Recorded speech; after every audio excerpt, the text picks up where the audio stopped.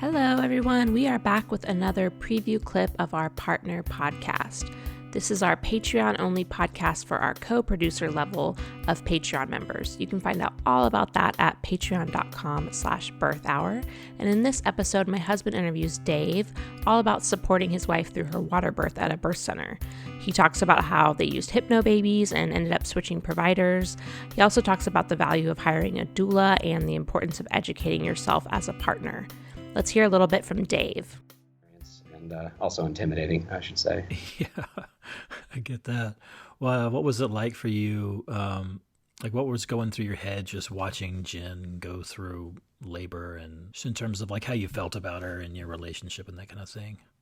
It does. It's to some degree, I know you probably don't want to put words into our mouth, but what I'm kind of hearing you say is the story behind it. I'd say to some degree it's a love story. It sounds so cheesy, I know, but you find new ways to love your wife that you never thought possible. And You're watching, these women, they take 100% of the physical aspects of the pregnancy and the birthing.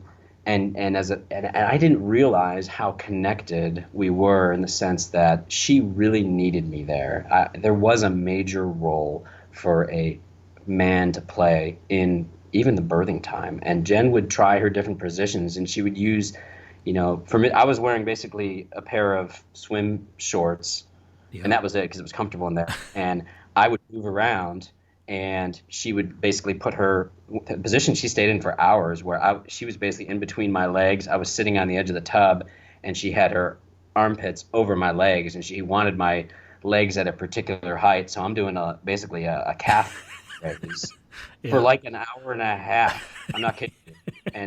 But it was what she needed. It was the right height and the comfort for her. And then she's also leveraging the water to take a lot of weight off of her.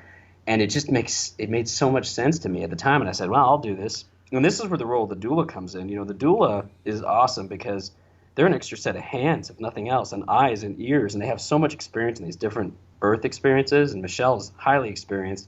And you've got you may have an OB, or you may have a midwife and a birth assistant, a team and nurses and all this. They're all focusing on the medical aspect of it.